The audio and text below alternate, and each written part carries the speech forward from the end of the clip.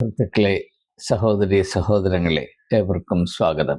ഇന്ന് ഹിന്ദുമത പ്രതിനിധികളിൽ പൂർവാധികമായി പണ്ട് ഒരിക്കലും ഇല്ലാതിരുന്നത് പോലെ മത അസഹിഷ്ണുത എന്തുകൊണ്ടാണ് ഈ കാലത്ത് വർദ്ധിച്ചു വരുന്നത് എന്ന് ലളിതമായി മനസ്സിലാക്കാനുള്ള ഒരു ശ്രമമാണ് നടത്താൻ ഉദ്ദേശിക്കുന്നത്.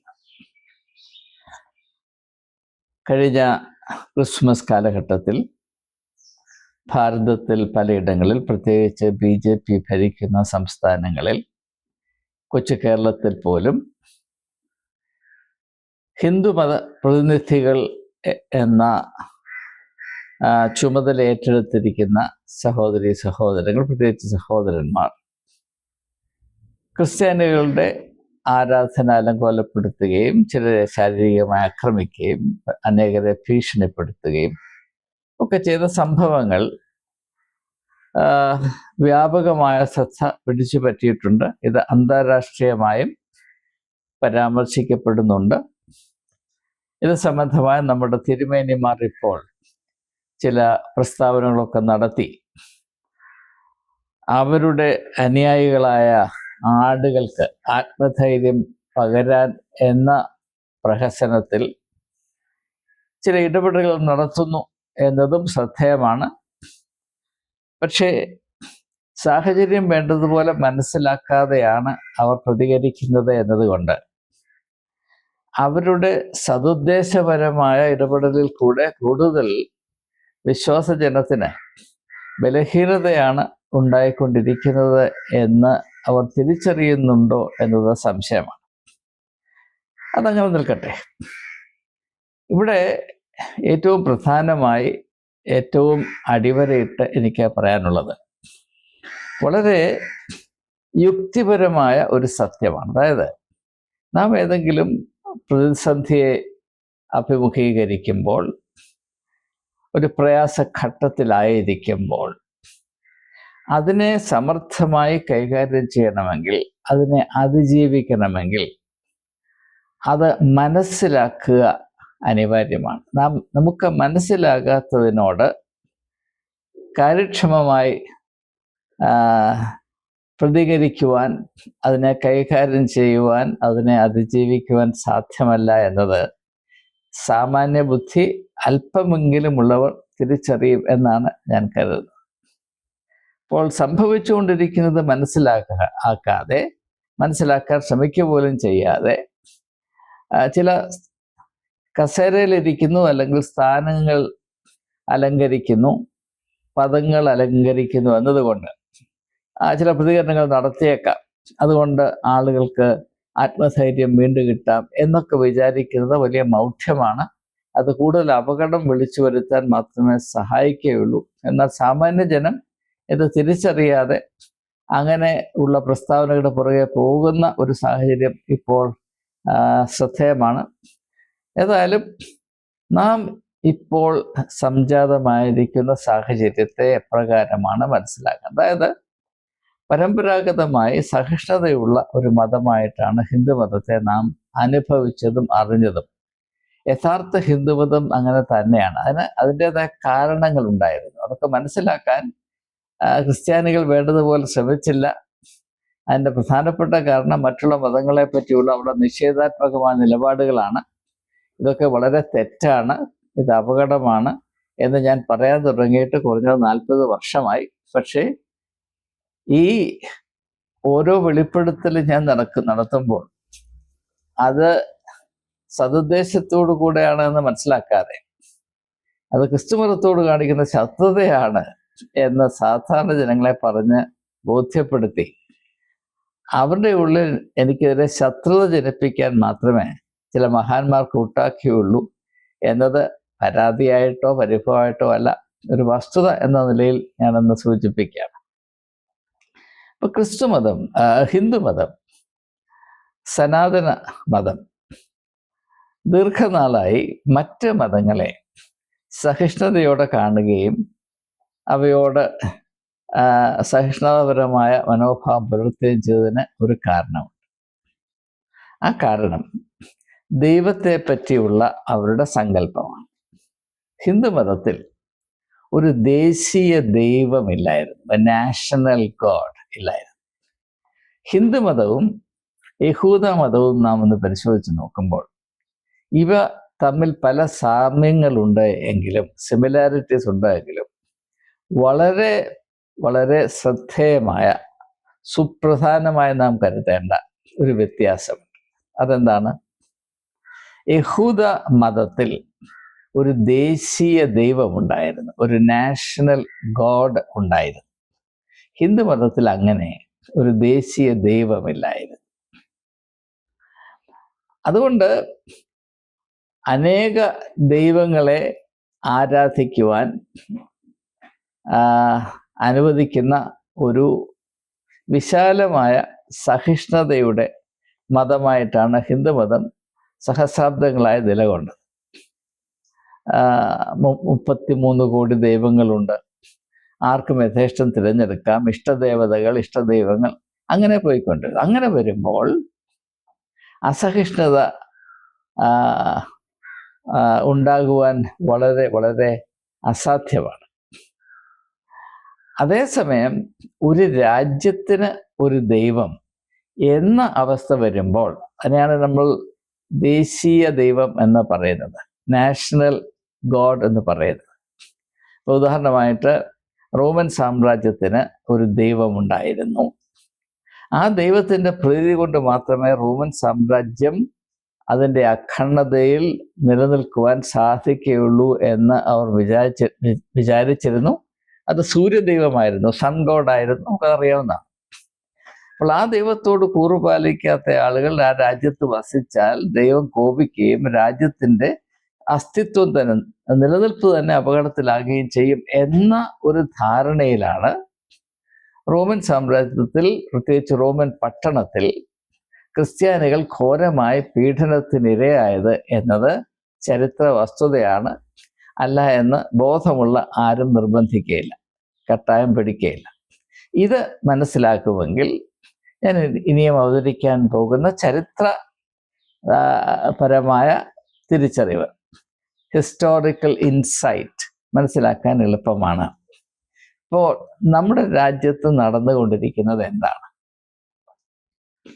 ഹിന്ദുത്വയുടെ ആഭിമുഖ്യത്തിൽ ഭാരതത്തിന്, അതായത് നവഭാരതത്തിന്, മോദിയുടെയും അമിത്ഷായുടെയും നേതൃത്വത്തിൽ ഇപ്പോൾ നിർമ്മിച്ചുകൊണ്ടേയിരിക്കുന്ന നവഭാരതത്തിന് ഒരു രാഷ്ട്ര ദൈവം നിർമ്മിക്കപ്പെടുകയാണ്. A national God is being created under the leadership of Modi and Amit Shah. ഇത് എത്രമാത്രം സൂക്ഷ്മമായി മനസ്സിലാക്കേണ്ട സുപ്രധാനമായ ഒരു സത്യമാണ് എന്ന് പറഞ്ഞറിയിക്കാൻ പ്രയാസമാണ്. ഇപ്പോൾ അയോധ്യയിൽ ഒരു അമ്പലം പണിതു, രാമക്ഷേത്രം പണിതു. അത് വെറും ഒരു അമ്പലമല്ല. ഈ ഭാരതത്തിൽ 7 ലക്ഷത്തിൽ പരം അമ്പലങ്ങളുണ്ട്. അമ്പലങ്ങളുടെ ക്ഷാമമുള്ള ഒരു രാജ്യമല്ല ഭാരതം. പിന്നെ എന്താണ് വളരെ വളരെ എന്താണ് പ്രാധാന്യം അർഹിക്കാതിരുന്ന ഒരു സ്ഥലത്ത്, അയോധ്യ പോലൊരു സ്ഥലത്ത്,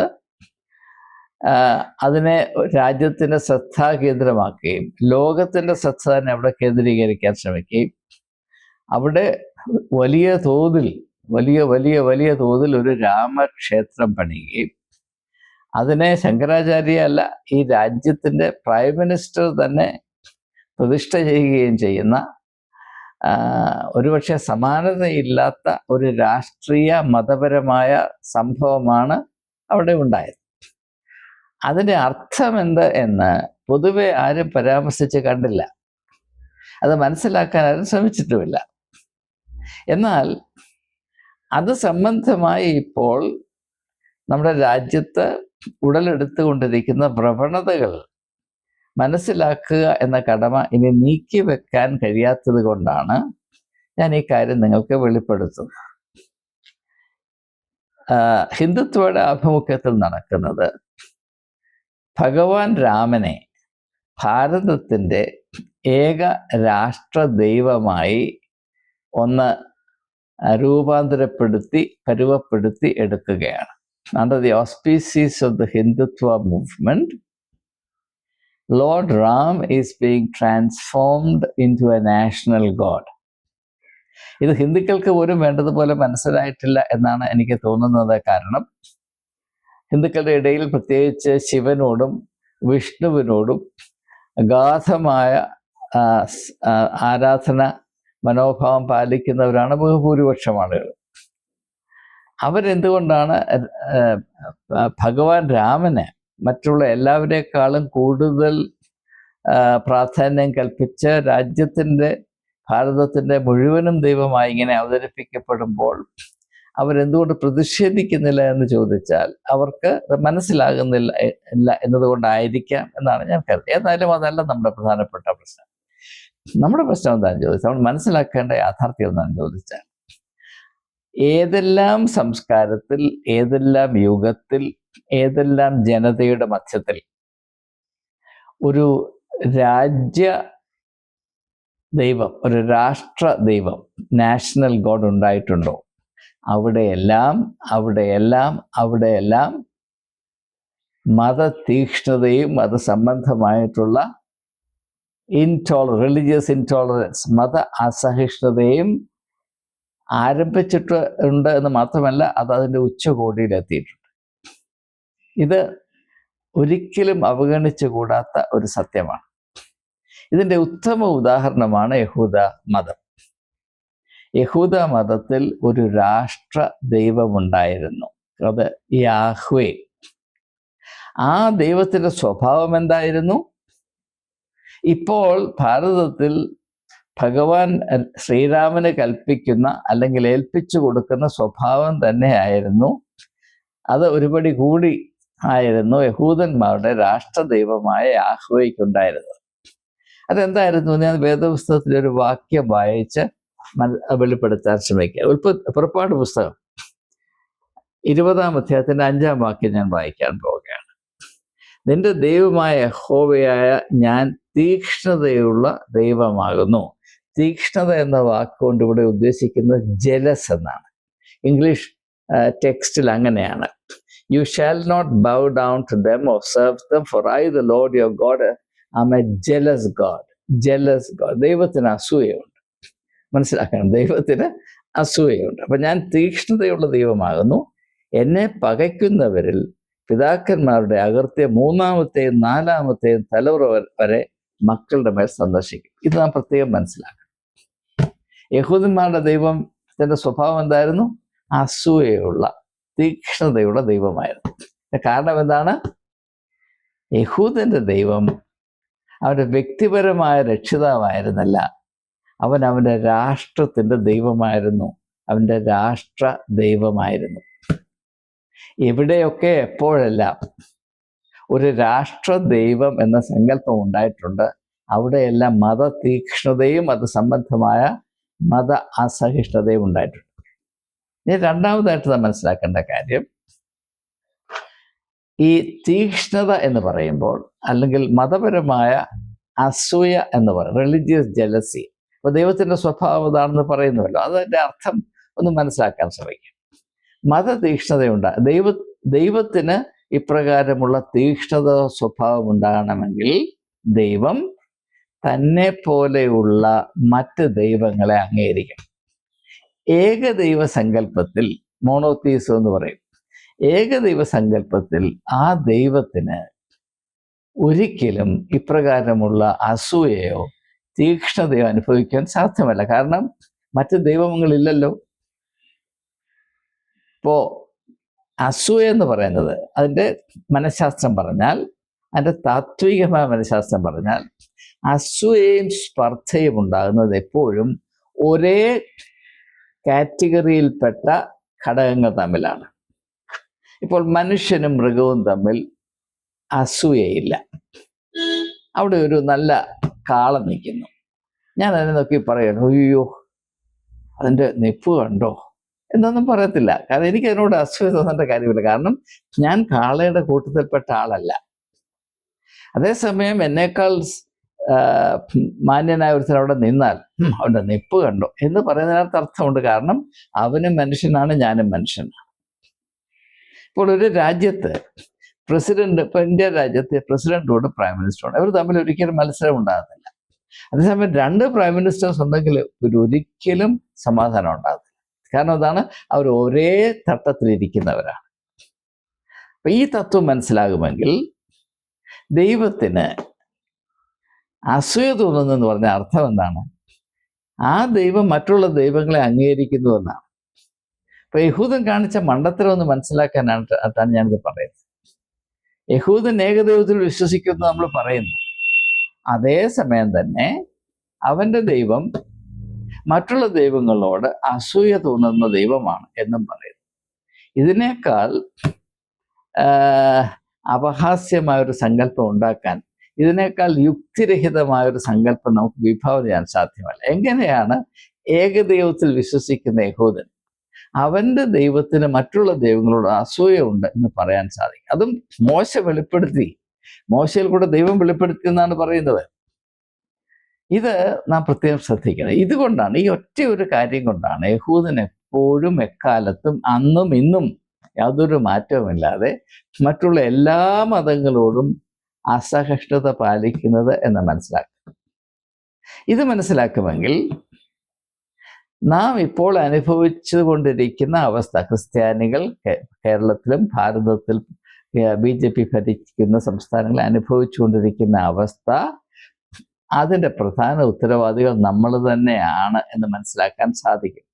സത്യമറിയാൻ താല്പര്യമുള്ളവരോട് മാത്രമാണ് ഞാൻ സംസാരിക്കുന്നത്. സത്യം പറയുമ്പോൾ കോപിച്ച് ദേഷ്യപ്പെട്ട് 10 ചീത്തയും വിളിച്ചുകൊണ്ട് ഇറങ്ങിപ്പോകുന്നവരോട് എനിക്കൊന്നും പറയാനില്ല. ഹിന്ദു മതത്തിൻ്റെ സ്വഭാവം ഇതായിരുന്നില്ല. ഹിന്ദു മതത്തിൽ ഒരിക്കലും ഒരു ഏകദൈവ സങ്കല്പം ഉണ്ടായിരുന്നില്ല. പിന്നെ വേണമെങ്കിൽ പറയാം, അദ്വൈത ഫിലോസഫിയിൽ ബ്രഹ്മ മാത്രമാണ് റിയാലിറ്റി, ബാക്കിയൊന്നും റിയാലിറ്റി അല്ല. അങ്ങനെ ഒരു ഏകദൈവ സങ്കല്പത്തെ നമുക്ക് വേണമെങ്കിൽ വിഭാവന എടുക്കാം. പക്ഷേ മനുഷ്യരാചരിച്ചു വരുന്ന ഹിന്ദു മതത്തിൻ്റെ വിവിധമായ അവസ്ഥകളെ നോക്കുമ്പോൾ അതിലൊന്നും ഏകദൈവ സങ്കല്പമില്ല. അതിനകത്ത് എൻ്റെ മനസ്സിൽ യാതൊരു സംശയം. പക്ഷേ അങ്ങനെ ഒരു ഏകദൈവ സങ്കല്പം, ഒരു രാഷ്ട്രദൈവത്തെ നിർമ്മിക്കുമ്പോൾ ആ ദൈവം തീർച്ചയായും അസഹിഷ്ണുതയുടെ ദൈവമായിരിക്കും. അതുകൊണ്ട് ആ ദൈവത്തെ പ്രീതിപ്പെടുത്താൻ മനുഷ്യർക്ക് ഒരേ ഒരു മാർഗമേ കണ്ടുപിടിക്കാൻ സാധിക്കുകയുള്ളൂ. അതെന്താണ്? മറ്റുള്ള മതങ്ങളോടും മതങ്ങളിലെ ദൈവങ്ങളോടും അസഹിഷ്ണുത പാലിക്കുക, പ്രകടിപ്പിക്കുക എന്നതാണ് ഇതിൻ്റെ ആരാധന.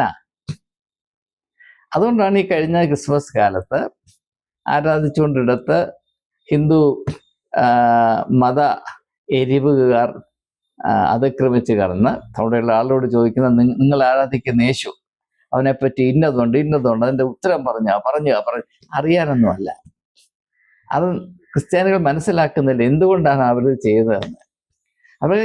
അവരിങ്ങനെ ചെയ്യുന്നതിൻ്റെ കാര്യം, അവർക്ക് അവരുടെ ഏകദൈവ സങ്കല്പമായ ശ്രീരാമൻ, ആ ശ്രീരാമനെ ഈ രാജ്യത്ത് താമസിക്കുന്ന എല്ലാവരും അംഗീകരിക്കുക എന്നത് അവരുടെ നിർബന്ധമാണ്. ഒരു ഏകദൈവ സങ്കല്പം ഉണ്ടാക്കിക്കഴിഞ്ഞാൽ അതൊരു രാഷ്ട്രദൈവമാകയാൽ ആ രാഷ്ട്രത്തിൻ്റെ ജിയോഗ്രാഫിക്കൽ ബൗണ്ടറിയുടെ ഉള്ളിൽ താമസിക്കുന്ന എല്ലാവരും ആ ദൈവത്തെ അംഗീകരിക്കാൻ, ആരാധിച്ചില്ലെങ്കിലും അംഗീകരിക്കാൻ ബാധ്യസ്ഥരാണ്. അത് അംഗീകരിക്കാത്തവർ രാജ്യദ്രോഹികളാണെന്ന് മാത്രമേ മനസ്സിലാകത്തുള്ളൂ. അന്യദൈവങ്ങളെ ഇവിടെ കൊണ്ട് ആരാധിക്കുമ്പോൾ അത് രാഷ്ട്രത്തോട് കാണിക്കുന്ന കൂറുകേടാണ്, നന്ദികേടാണ് എന്ന് മാത്രമേ, അല്ലെങ്കിൽ ധിക്കാരമാണ് എന്നേ മനസ്സിലാക്കത്തുള്ളൂ. ഇത് മനസ്സിലാക്കിയെങ്കിൽ മാത്രമേ ഈ ഒരു പ്രശ്നത്തെ വേണ്ടതുപോലെ കൈകാര്യം ചെയ്യാൻ സാധിക്കുകയുള്ളൂ എന്ന് ദയവായി തിരിച്ചറിയണം. ഈ ഒരു സങ്കല്പം ഹിന്ദുമതത്തിൽ കൊണ്ടുവച്ചത് ക്രിസ്ത്യാനികളും മുസ്ലിങ്ങളുമാണ്, യാതൊരു സംശയമില്ല. ഉദാഹരണമായിട്ട് ഞാൻ 35-40 വർഷങ്ങൾക്ക് മുൻപ് മതപരിവർത്തനത്തിനെതിരെ ഒരു നിലപാടെടുത്തു. അന്ന് ക്രിസ്ത്യാനികൾ ആയിരക്കണക്കിന് ആളുകൾ എനിക്കെതിരെ ഒത്തിരി ചീറ്റിയതാണ്. ഞാൻ എന്തുകൊണ്ട് അങ്ങനെ നിലപാടെടുത്തു എന്ന് ആരും മനസ്സിലാക്കാൻ കൂട്ടാക്കിയില്ല. എനിക്ക് പരിചയമുള്ള പല ഇടങ്ങളിലും ഹിന്ദു മതത്തിൽ നിന്ന് ആരെങ്കിലും ക്രിസ്തു മതം സ്വീകരിച്ചാൽ അങ്ങനെ മതപരിവർത്തനം സ്വീകരിച്ച് ഇങ്ങോട്ട് വരുന്ന ആളുകളെ കൊണ്ട് അവരുടെ ദൈവങ്ങളെ, അവരുടെ മൂർത്തികളെ തല്ലി ഉടയ്ക്കുന്ന ഒരു പരിപാടി ഉണ്ടായിരുന്നു. നിങ്ങൾക്ക് എത്ര പേർക്ക് അത് അറിയുമെന്ന് എനിക്കറിയില്ല. ഞാൻ വളരെ വ്യക്തിപരമായ അറിവുള്ളതാണ് അതിനെപ്പറ്റി. കാരണം എന്താണ്? ഇതേ മനോഭാവമാണ്. ക്രിസ്ത്യാനിയുടെ ദൈവവും യഹൂദന്റെ ദൈവം പോലെ അസൂയയുടെ ദൈവമാണ്, ജെലസ് ഗോഡ്. അപ്പോൾ ഒരുത്തൻ ക്രിസ്തുവിനെ സ്വീകരിച്ചു കഴിഞ്ഞാൽ ബാക്കിയുള്ള ദൈവങ്ങളെ അവൻ കൈയൊഴിയുകയും നശിപ്പിക്കുകയും ചെയ്യണം. ഇതേ മനോഭാവം ഇപ്പോൾ ഹിന്ദുമത എരിവുകാരും സ്വീകരിക്കുകയാണ്. അവർ നമ്മളിൽ നിന്ന് പഠിച്ചതാണ്. ക്രിസ്ത്യാനികളുടെ ഇടയിൽ മതപരിവർത്തനം മൂലം കടന്നു വരുന്ന ആളുകളെ കൊണ്ട് ഇങ്ങനെ ഹിന്ദുക്കളുടെ ദൈവങ്ങളെ അപമാനിക്കുന്ന ഒരു പരിപാടി ഉണ്ട് എന്നത് ഹിന്ദു മതത്തിലെ പ്രധാനപ്പെട്ട ആളുകൾക്ക് എക്കാലത്തും അറിവുണ്ടായിരുന്നു. പല ഹിന്ദു നേതാക്കന്മാരും എന്നോടിത് വ്യക്തിപരമായി പറയുകയും പരാതിപ്പെടുകയും ചെയ്തതിൻ്റെ ഫലമായിട്ടാണ് ഞാൻ ഇതിനെപ്പറ്റി ശ്രദ്ധിക്കാൻ തുടങ്ങിയത്. ദയവായി മനസ്സിലാക്കുക, സത്യത്തെ നിരാകരിക്കരുത്, അതുകൊണ്ട് ഒരു പ്രയോജനവുമില്ല. അപ്പോൾ ഇങ്ങനെയുള്ള ഒരു മനോഭാവം നമ്മുടെ ഇടയിൽ ഉണ്ടായിരുന്നു. അതുകൊണ്ടാണ് മറ്റുള്ളവരെ നികൃഷ്ടരായി കാണണമെന്നും അവരുടെ ദൈവങ്ങളും അവരുടെ മതബോധങ്ങളും അവരുടെ ആത്മീയമായ കാഴ്ചപ്പാടും അവരുടെ ഫിലോസഫിയും ഒക്കെ വെറും അന്ധകാരത്തിൻ്റെ സൃഷ്ടികളാണ് എന്ന് ജനങ്ങളെ ധരിപ്പിക്കുവാൻ എട്ടും പൊട്ടും അറിയാത്ത ചില നേതാക്കന്മാർ കഴിഞ്ഞ കാലങ്ങളിൽ ശ്രമിച്ചുകൊണ്ടിരുന്നു, ഇപ്പോഴും ശ്രമിച്ചുകൊണ്ടേയിരിക്കുന്നു. നമുക്ക് ആരെ പറ്റിയും ഒരു ബോധവുമില്ല, നമ്മുടെ മതത്തെപ്പറ്റി തന്നെ ബോധമില്ല. വേദപുസ്തകം എന്താണെന്ന് അറിയാൻ വയ്യാത്തവരാണ് ബഹുഭൂരിപക്ഷം ക്രിസ്ത്യാനികളും. പക്ഷെ അവർക്ക് മറ്റുള്ള എല്ലാ മതങ്ങളും അറിയാം, അതിനകത്ത് ഒരു നന്മയുമില്ല എന്നറിയാം. എങ്ങനെ അറിയാമെന്ന് ചോദിച്ചാൽ എനിക്കറിഞ്ഞുകൂടാ, അവരോട് ചോദിച്ചാൽ അവർക്കും അറിയില്ല. പക്ഷെ അതെല്ലാം അന്ധകാരമാണെന്ന് അവർക്കറിയാം. ഇതെങ്ങനെ വന്നു എന്ന് ചോദിച്ചാൽ, നമ്മുടെ ദൈവത്തെ പ്രീതിപ്പെടുത്താൻ ആകെപ്പാടെ ചെയ്യേണ്ടത് മറ്റുള്ള ദൈവങ്ങളെ വെറുക്കുക എന്നാണ്. ഇനി ഇത്രയും മനസ്സിലായെങ്കിൽ എന്തുകൊണ്ടാണ് യേശു തൻ്റെ പരസ്യ ശുശ്രൂഷയുടെ ഭാഗമായി യഹൂദന്റെ ദൈവസങ്കല്പത്തെ ചോദ്യം ചെയ്തത് എന്ന് നാം മനസ്സിലാക്കാൻ ശ്രമിക്കണം. യേശു ചെയ്ത ഏറ്റവും വലിയ സംഭാവന, അല്ലെങ്കിൽ യേശു വരുത്തിയ ഏറ്റവും വലിയ മാറ്റം, യഹൂദൻ വച്ചു പുലർത്തിയ ദൈവസങ്കല്പത്തിൽ വന്ന മാറ്റമാണ്. നിങ്ങൾ പുതിയ നിയമത്തിൽ, പ്രത്യേകിച്ച് സുവിശേഷത്തിൽ, യേശുവിൻ്റെ ഏതെങ്കിലും പ്രസ്താവനയിൽ അന്യ ദൈവങ്ങളെ വെറുക്കണമെന്ന് യേശു പറഞ്ഞ് നിങ്ങൾ കണ്ടിട്ടുണ്ടോ? അല്ലെങ്കിൽ അന്യ ദൈവങ്ങളെ ആരാധിക്കുന്ന വ്യക്തികളെ നിങ്ങൾ വെറുക്കണം എന്ന് യേശു പറഞ്ഞ് കണ്ടിട്ടുണ്ടോ? ദൈവം ആ മലയിലുമല്ല ഈ മലയിലുമല്ല എന്ന് യേശു പറയുന്നത്. കാരണം എന്തുകൊണ്ടാണ് ഈ മലയിലല്ല എന്ന് പറയുന്നത്? അത് യഹൂദൻ കാണിച്ച മണ്ടത്തരം കൂടെ സൂചിപ്പിച്ചാണ് പറയുന്നത്. യഹൂദന്റെ മലയിലിരിക്കുന്ന ദൈവം യഹൂദന്റെ രാഷ്ട്ര ദൈവമാണ്. ആ ദൈവത്തെ പ്രീതിപ്പെടുത്താനാണ് യഹൂദൻ മറ്റുള്ള ലോകത്തിലെ എല്ലാവരെയും വെറുത്തത്. അതിൻ്റെ ശിക്ഷ ഇന്നും യഹൂദൻ അനുഭവിക്കുന്നുണ്ട്. എന്നാൽ എത്ര സഹിച്ചാലും എന്ത് വന്നാലും പഠിക്കാത്തൊരു വർഗമാണ്. എത്ര കഷ്ടപ്പാടുണ്ടായാലും പഠിക്കത്തില്ല, അതിൽ തന്നെ പിടിച്ചുകൊണ്ട് നിൽക്കും. അതുകൊണ്ട് ഇന്നും യഹൂദന് മറ്റുള്ളവരുമായി സഹകരിച്ച് സമാധാനത്തോടെ ജീവിക്കാൻ സാധ്യമല്ല. ആ ഒരു ശാപം യഹൂദനിൽ നിന്ന് ക്രിസ്ത്യാനി ഏറ്റുവാങ്ങി. പക്ഷെ യേശുവിൻ്റെ ദർശനം വളരെ വ്യക്തമായിരുന്നു. യേശു ആകെപ്പാടെ പഠിപ്പിച്ചു അന്യദൈവങ്ങളെ വെറുക്കണമെന്ന് യേശു പഠിപ്പിച്ചില്ല. കാരണം യേശു അന്യദൈവങ്ങളെ അവ യാഥാർത്ഥ്യമാണെന്ന് ഒരിക്കലും സ്വീകരിച്ചിരുന്നില്ല. ദൈവം ഒന്ന് മാത്രമേ ഉള്ളൂ, ആ ദൈവത്തെ സ്നേഹിക്കണമെന്ന് മാത്രമേ യേശു പഠിപ്പിച്ചുള്ളൂ. ദൈവം ഒരുവൻ മാത്രം, അവനെ സ്നേഹിക്കണം. അവനെ സ്നേഹിക്കുന്നത് എങ്ങനെയാണ്? അവൻ്റെ സ്വഭാവത്തെ വെളിപ്പെടുത്തുമാർ നിങ്ങൾ പ്രവർത്തിക്കണം. നിങ്ങളൊരു രാഷ്ട്ര ദൈവത്തെ നിർമ്മിക്കുകയും ആ ദൈവം തീക്ഷ്ണതയുടെ ദൈവമാണ്, അസൂയയുടെ ദൈവമാണ് എന്ന മൃഗങ്ങൾക്ക് പോലും സ്വീകരിക്കാൻ യോഗ്യമല്ലാത്ത ഈ ഒരു സങ്കല്പം ആ ദൈവത്തിൻ്റെ മേലിൽ അടിച്ചേൽപ്പിക്കുകയും അന്ന് മുതൽ ആ ദൈവത്തെ പ്രീതിപ്പെടുത്താനായിട്ട് ആകെപ്പാടെ ചെയ്യേണ്ടത് മറ്റുള്ള ദൈവങ്ങളെയും അവയെ ആരാധിക്കുന്ന ആളുകളെയും വെറുക്കുകയും പീഡിപ്പിക്കുകയും ചെയ്താൽ മാത്രം മതി എന്ന പൈശാചികമായ ധാരണയ്ക്ക് അടിമയായി തീരുകയും ചെയ്താൽ മതി. യേശു പറയുന്നത് മണ്ടത്തരമാണ്, ഇത് ആത്മഹത്യാപരമാണ്, ഈ ധാരണ തെറ്റാണ്. മനുഷ്യന്റെ സ്വഭാവം നിങ്ങൾ ദൈവത്തിന്റെ തലയെ കൊണ്ട് വെക്കരുത്. ദൈവം ഒന്ന് മാത്രമേ ഉള്ളൂ.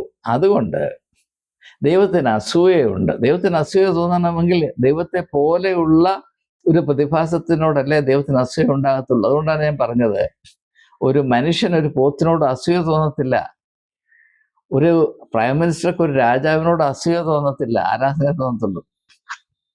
അപ്പോൾ ഏകദൈവത്തിൽ നിങ്ങൾ വിശ്വസിക്കുന്നുവെങ്കിൽ നിങ്ങൾക്ക് ഒരിക്കലും മറ്റുള്ള മതത്തിലുള്ള ആളുകളെ വെറുക്കുവാനോ അവരുടെ ദൈവങ്ങളെ വെറുക്കുവാനോ സാധ്യമല്ല. കാരണം ഏകദൈവത്തിൽ വിശ്വസിച്ച് കഴിഞ്ഞാൽ പിന്നെ എന്താണ് അവശേഷിക്കുന്നത്?